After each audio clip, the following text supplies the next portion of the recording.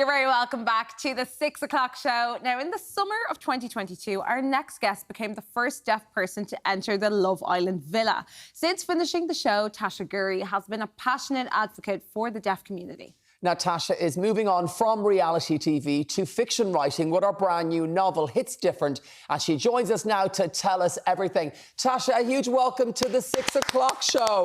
Hi, Tasha. Hi, thank you for having me. And guys, wait for this. Keep the applause going because, Tasha, congrats. You've just co-written your very first novel. Thank you. It's crazy to even think about it. It's crazy. Yeah, so tell us, how did all of this happen for you? So literally, Hotkey Box kind of came and said, you know, we'd love to write a novel.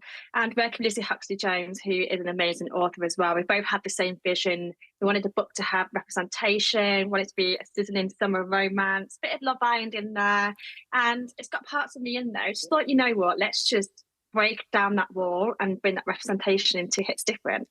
We also have to ask you, are you in your garage?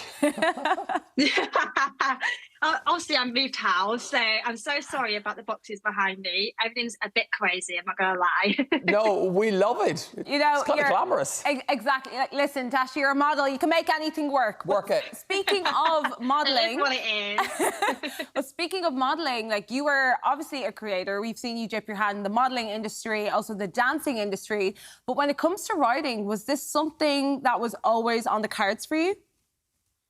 Do you know what? It actually wasn't on my vision board. Like, I always dreamt of having that representation in a book, though. And it wasn't something where I actually really thought of doing it. But when the opportunity came, I had to grab it by the hands and take it because that's what I used my platform for. So it definitely was a strange one, but I'm so glad it happened because I've learned so much through the whole process. And on that note, tell us, what is Hits Different all about?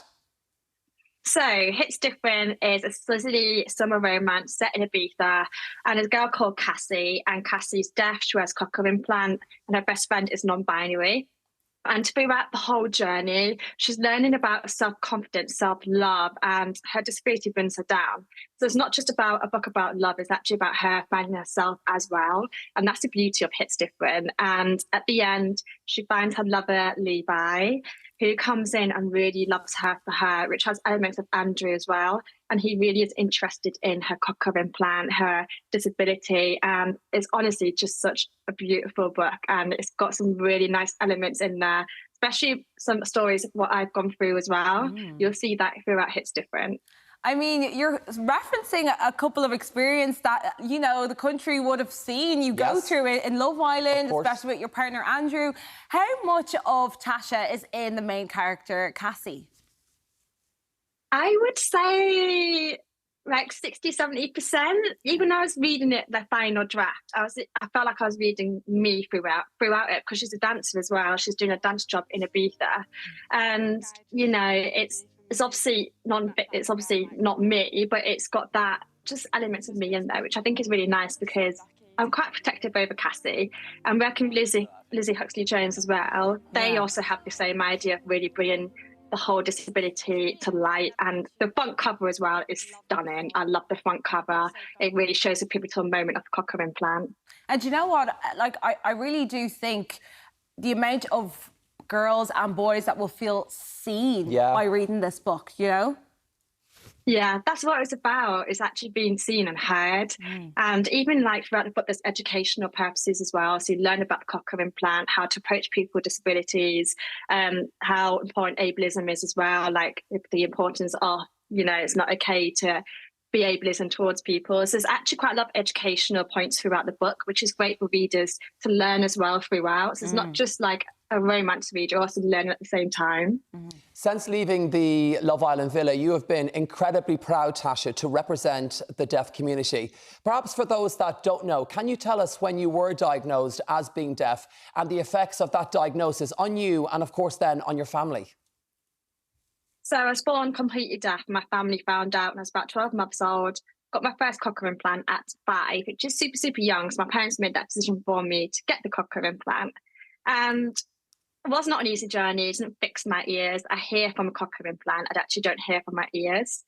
That's what actually gives me my hearing. I went through speech therapy, a lot of hearing therapy. And even at the age of 16, my old one actually broke. I had to get a whole new reoperation, a whole new cochlear implant. So I had to go through the whole process again at the age of 16. And then obviously that's kind of how it pretty much happened. I was born to a hearing family, and I've learned to now embrace it and use my platform to help others out there. Yeah, and Amazing. You mentioned there you were a cochlear implant on your right ear, but wasn't there a time where you were offered one in your left ear, a second one, and you turned it down? Why was that? I think I turned it down because I was mid of my A levels. I was 16 and I was really happy with one. I felt like at the time I had to go through a whole operation on my left ear, and I had to not wear my other cochlear implant to train my left ear to the same level. So I think in my head, it just would have been a lot of work, and I'm just super, super happy with just having one. And yeah, I don't need a second one, but the opportunity will always be there if I do. Dance is such a huge part of your life. So let me ask you, how old were you when you realised you had natural rhythm? I'm nearly 46, I have no rhythm. When did you discover that you really love to dance? Oh my gosh, obviously steps back in the day. We all love a bit of steps, didn't we? So I still love steps. I still love steps. Deeper shade of blue is still a hit. Iconic. Yeah. Come on now. So basically, I used to put steps on the TV, and I used to put on princess dresses, fairy dresses. I used to follow the dance moves on the TV to steps. And mum and dad were like, oh, let's just take her to a dance class, see what happens. And literally that's how it happened. The passion came from there. And it's actually my safe space. It's a space where I feel like I can be just my Tasha, basically. And that's where my confidence actually came from when I was older, because that's how I really found my confidence as a dancer. So, I mean, we're just watching a clip of you there. Yeah. The little dance video. You're unreal. I'm sorry, we were stunned with the silence. she's like, a little dance video. I was like, what pop star is this? Who are these people supporting? That's incredible. But Tasha, it's true. You hear music differently to everyone Vibrations. else. Explain that to us, because that's fascinating. Yeah, so I feel music kind of through the vibrations, and if I have to know what the lyrics are saying, I have to go and Google and actually read it so I know what the lyrics are. But in a dance class, I actually go off the vibration and the beat. So the choreographer, for example, would be like, boom, tiki ta. Like I envision that in the song. And it's quite clever, actually, like how, you know, I can really feel it, and the bass. And it actually feels amazing with headphones as well, music. I love it because I can really just feel it in my body. It's incredible. So it's impressive. incredible, absolutely. Tasha, it's been great to see more representation of the deaf community on TV, and even recently with Rose Ayling-Ellis winning Strictly Come Dancing.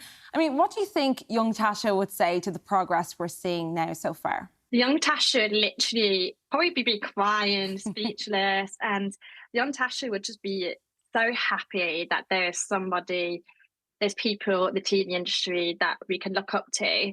And it's so great now that it's kind of breaking through, but I still want to see more, though. I feel like there's still the tick in the box and then move on. But why can't we have two people with disability on there? Do you know what I mean? I feel like there's still that kind of having just that one person and then leaving it. So I feel like I want to see that momentum more and keep breaking through. Tasha, thank you so much for joining us on the 6 o'clock show, and huge good luck with your debut novel. Give Tasha a round of applause. Tasha. And Tasha's novel, thank you, darling, Hits Different, is available to pre-order now.